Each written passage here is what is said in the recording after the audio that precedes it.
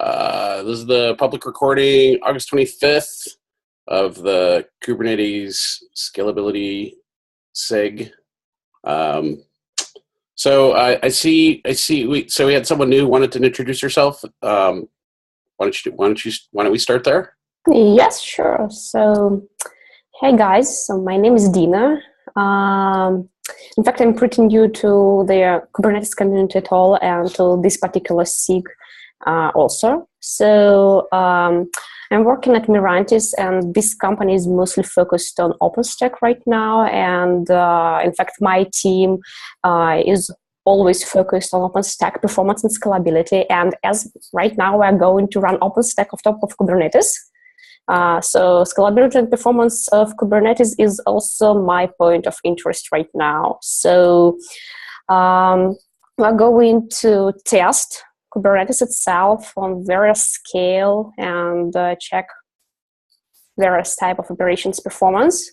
So and I wanted just to join this warm-up meeting to see how the things are done here, as previously I was mostly taking part in OpenStack community. So this particular SIG is really new for me, as well as the overall community process around Kubernetes. So I just want to share my hope that our team will help to make Kubernetes better and ensure everything is working as expected. So here am I. Great. Welcome. Yeah. Do you have an early view as to when you're running OpenStack on Kubernetes, like what the sort of scaling and performance characteristics might be of interest? I guess, for example, is there a high pod launch rate? Are you launching a pod every time a VM is started, or what's the...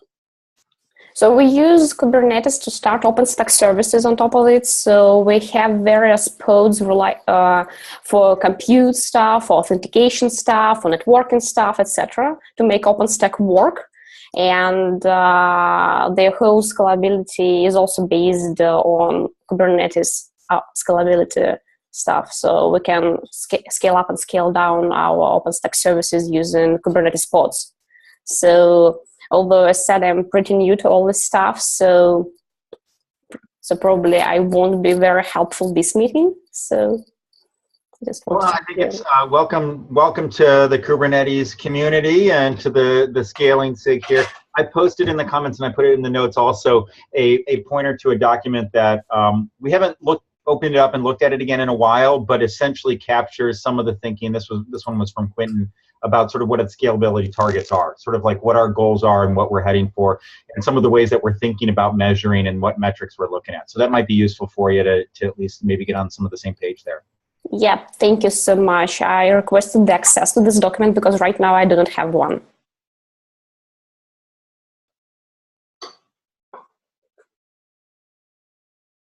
Hey, Joe, I think we clearly need to take it as a project to get this out somewhere where people don't have to, on GitHub or something, where people don't have to request access to it. Yeah, I totally agree, because, yeah, this one was created under the Google org, right? And so. Right. Okay. So, and it probably needs a refresh, but take a note there to actually get this one out. Yeah. Okay, yeah. It's okay right now. Thank you.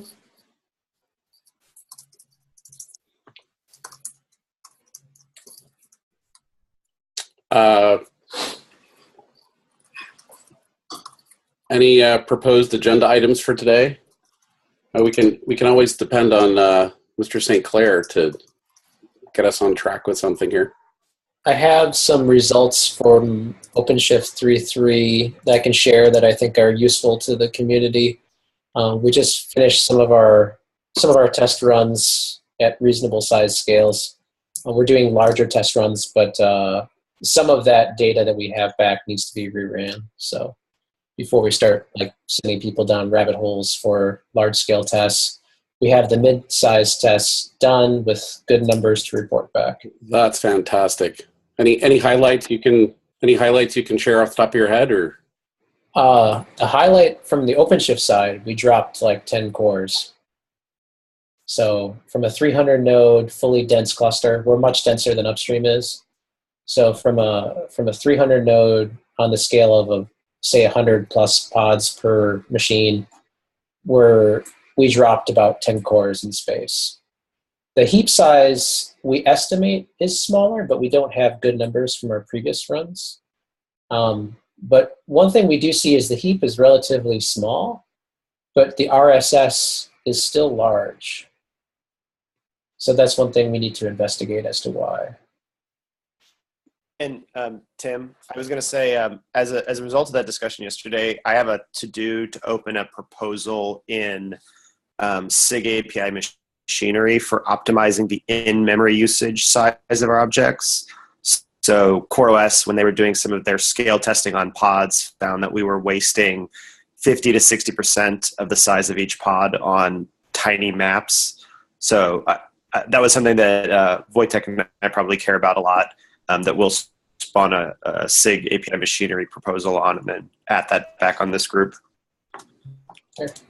Yeah, so we observed some decrease in memory, but for now we didn't like pay much attention to it because we were mostly like start on CPU on our machines. Like we have much more free memory than free CPU, but yeah, in the future it will definitely become a problem.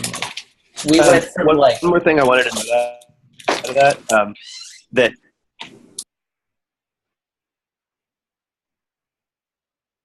that was weird.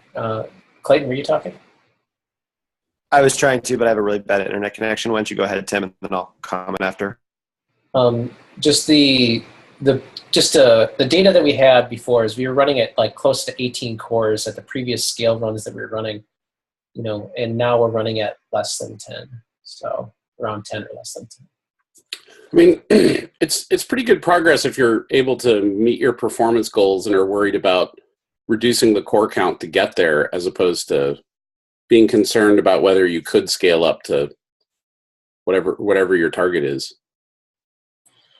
At 1,000 nodes, we're starting to see issues, but we're way denser. So yeah, one of the density things, and this kind of ties into that in-memory usage part, on the controllers, secret memory usage on very dense namespace clusters is the dominant memory use. So because you have service accounts, because service accounts have secrets, because every namespace gets a unique set of secrets, and we do anticipate secrets are pretty widely used, it was definitely a dominating factor. There's probably an opportunity to, we've talked about being more efficient at our caches and not keeping everything in memory. So the garbage collection controller did this by using object meta, but we can probably, we're probably at the point where we're able to start identifying in-memory controller caches that should be optimized for density.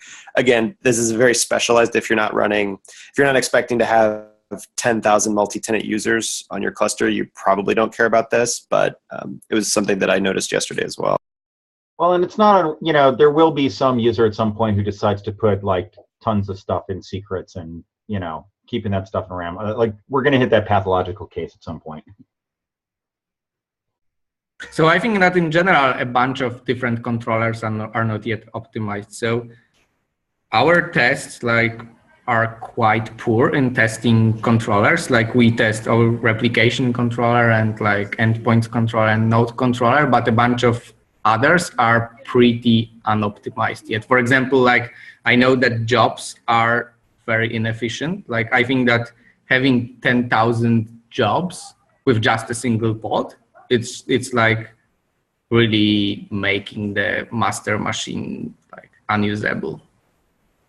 So saying the jobs controller is inefficient is like the understatement of the world. Honestly, it should be a separate system, right? It should be a totally separate scheduling with a backlog and everything, because we've built Kubernetes, Borg Mega Lite is what I like to call it, right? So like if you have the Omega aspect of it, then you can just make the parallel scheduler and with the backlog, right? We're actually starting to see that come up a lot. People who are looking to transition to Kubernetes for batch. And the first question they say is, okay, well, how do we get serious about batch on Kubernetes? And Jobs is not serious on batch on Kubernetes. So this is maybe more of a SIG apps discussion, but I do think some of the folks here might be interested in the general discussion of if we can find people to seed a Jobs effort that's not just, us trying to get the bare minimum in so people are effective, but actually, adapt existing frameworks or bring real frameworks to do that. I think there'd be a lot of interest from the folks we know. Yeah, I think it should exist outside the core in a separate thing, right? Because it'd be an add-on, something that extends Kubernetes with its capabilities. But there's been a lot of talk about it, and I know there's many parties. I don't know if it's in SIG apps, then I'd be happy to join that. But it's kind of the crossover there is so ginormous, right? Yeah, I don't know that it's SIG apps. I really think it's a SIG batch or something. SIG apps originally I thought might be able to do it, but right now it's got too many different people that are experts on a particular space. So I feel like SIG apps should feed into a SIG batch and a SIG stateful or something down the road. Yep. And I've been talking with the Univo folks a little bit on and off, and I'm guessing that they would definitely be interested in getting involved in any sort of SIG batch. In this idea of like, okay, let's really put down on a separable controller around this stuff. I mean, scheduler, not controller, but yeah. Yeah, and the Univo guys, and I have 3 or 4 other names of people who would absolutely get involved if we could kind of have a practical roadmap kind of discussion. Yeah, I think everybody we talk to is interested in it because it's the promise of being able to use your cluster for multiple applications and do sharing and get more efficient. I mean, without a good way to run batch, getting your cluster utilization up in a lot of environments is just going to be almost impossible, I think. Yep. Very interesting. So this may be something that if somebody wants to raise their hand and sort of take a quick straw poll during the meeting at 10, that might be useful around SIG batch and is it worth pulling that stuff together? I don't know if I can sign up to lead it, but if somebody wants to actually start going down that road, that would be the way to start. Well, certainly I think if Sarah is asking for a SIG update, this is probably a highlight we should mention. Yeah. Okay. Other topics? We have a short one. Alejandro, are you able to turn your video on there and wave to everybody?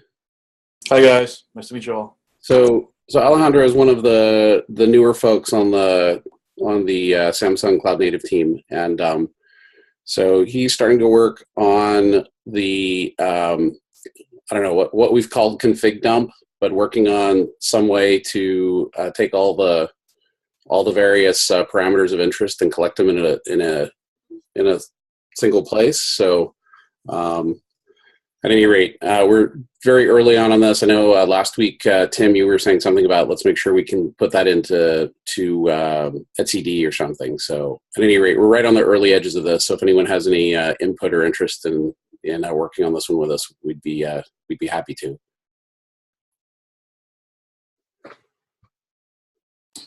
I think it's highly useful. I think if we have a single tool with a single canonical source of truth, would be highly beneficial. So we could just do a dump meta or something that just collects and dumps at least config information. Eventually you could expand upon it if you wanted to.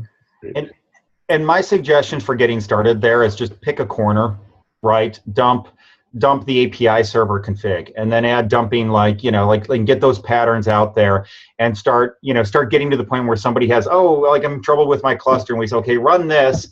And then over time, as that becomes more and more useful, it'll only be natural for people to put more stuff into that sort of get the dump. That's almost exactly how I got into this. I was having trouble with API server. I'm like, I'm not sure what's going on, what are the configurations? And then, that's how it kind of led me into this path. So great suggestion, and that's kind of where I'm going to go. Yeah, and so I think once you get the kernel there, then that's something that's worth doing a quick 5-minute demo again for the community meeting so that everybody knows about it, and then they can add their own spin on it, and we can expand from that beachhead. Sounds great. Yeah. I did want to maybe add an agenda item for next week, or maybe even the week after, depending on where we are, to start to burn down like high-level objectives for 1.5 release cycle. And we've kind of not traditionally not done that very well. We kind of find and fix ad hoc items, and we've had things that have pushed across releases.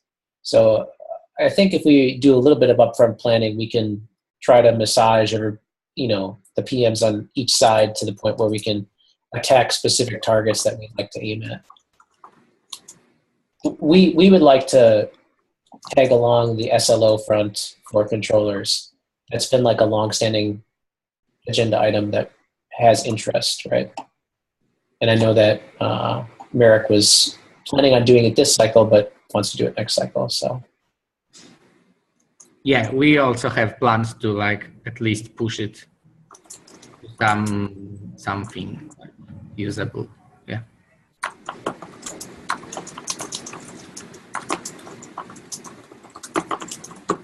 So let me make sure I'm capturing this in the notes for next time. So start like burn down planning, burning down the plans for 1.5, get more formal about the stuff that this group is working on and tracking. And then what were the specifics there? I missed those, sorry.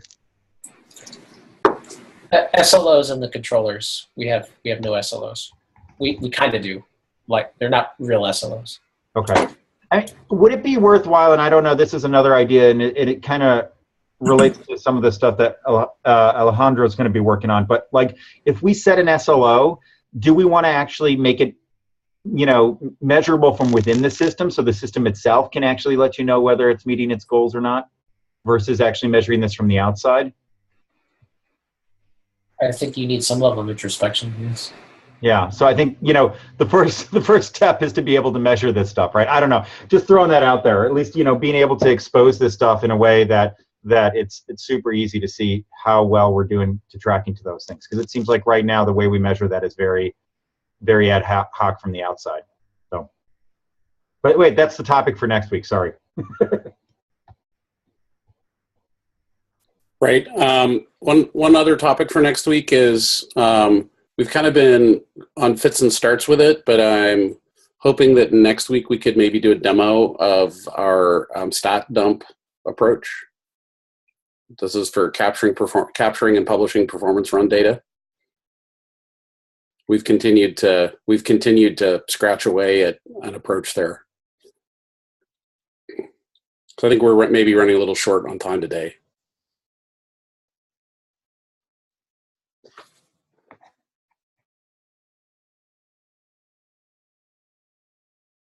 You're muted, Joe. You don't think we can do it in the time we have left today? I'm not 100% sure we're ready, but okay. It's pretty close. So there's David. Yeah, sorry, I got disconnected. So I think we should be ready next week to present something. Right now, what I'm doing is I'm collecting the CSV version of the data in addition to the Prometheus data, and I'm kind of working out what kind of stack we're going to use to analyze the CSV data. Another note is we've standardized on a Docker version 1.11.2. And to date, we haven't seen any Docker-related issues with that version. So that's a positive sign.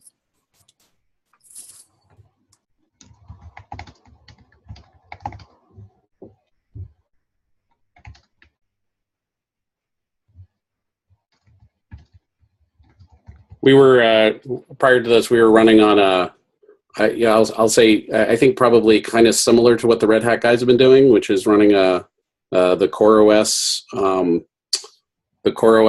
version of Docker 1.10 with backported fixes, and it looked like the Google folks were having more success with a later version, and so we bumped our CoreOS version up to the version that lets us match what the Google folks have been running in terms of Docker versions, and we've seen some improvements in stability, which is good. Just to be clear, the CoreOS version with backports is different from the Red Hat version with backports. There's probably quite a bit of overlap, but it's not the exact same thing. And what you're saying is that you're doing something similar to the Red Hat guys. You mean you're running a sort of Franken Docker with a bunch of backports. We were running the CoreOS Franken Docker, which was similar but different to the Red Hat Franken Docker, and we've now bumped our Docker version up quite a bit just because we were still having stability issues with that version of Docker. So, okay, right. I feel like it should be fair to say all versions of Docker are Franken Dockers. We have tried to unfranken Docker. I think this is a industry-wide problem, and I think something's got to give here sooner rather than later. Would be my comment. This is just a mess for all of us. Yeah, and that's been discussed a couple of times, like trying to find stable patch sets, but it just hasn't reached a cohesion point. Like run C and the OCID stuff will help somewhat, but I think this is probably a follow-up discussion, maybe with some people who are interested. Yep. Well, count us interested. As Tim and I have talked about this a bunch of times, and Joe and I have talked about it a bunch of times. It's just been constant, ongoing pain for us. Yeah. And what's worse too is that like even the way we run Docker is different, right? So like we care a lot about device mapper, and most other people are using either AUFS or some other configuration. So there's the stack is different, right? It's not necessarily apples to apples. Yeah. Right. So this is one of the reasons I think that capturing configuration information is so important. So in addition to just Kubernetes configuration, I really want to be able to capture Docker versions, the entire stack, really, and then configuration options, so that we can have a meaningful way to compare benchmark results. I think that, just to be clear though, that for us, trying to analyze and create a let's call it a Franken Docker report is probably way outside scope, and we should. I think as a community we need to figure out how to get onto a much smaller set of common things.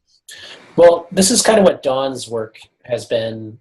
They have the quote unquote node conformance stuff and node performance stuff, and that is basically meant to do one thing and collect and report out data on just the Docker configuration parameters, and to give you a report for that data so that you can go forth and do something meaningful with it, or see if you need to switch or whatnot. Do you happen to have a link to the actual implementation of NodeSpec? Because I saw that during the last 1.4 feature burn down, it was agreed that it was green and stable and done, but I can't actually find any links to the implementation. It's in the Node E2Es. It's like a subset of the Node E2Es. I would just go on to Slack and ping Anton Liu, and he's the source of truth. Okay, cool. Thanks. Yeah.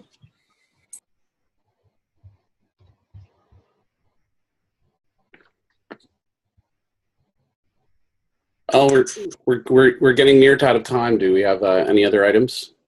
Yeah, I had one. The SIG instrumentation kickoff meeting is in 5 minutes, and it would be good for folks to join that if they're interested in the instrumentation of the cluster and performance impacts. There was some discussion in the initial someone opened a PR, an instrumentation PR, and that triggered a bunch of discussion about how we gather Prometheus metrics for deeper data on the cluster and all that. And I think that would be of interest to a lot of people here. So if you are not planning to join, I would recommend. Too many SIGs. Yeah, we've officially hit SIG explosion. Where can we find a link or info to this SIG, Clayton? Yeah, there's. I think it'll be. I think Kubernetes Dev in Slack, it announced it, but I'm not positive. Let me go dig it up and see if I can find that real quick. They're on the official page now, so if you just go ahead and if you go there, that lists all the SIGs, and it looks like there's a mailing list, Slack channel. I don't see. I'm looking for meeting info.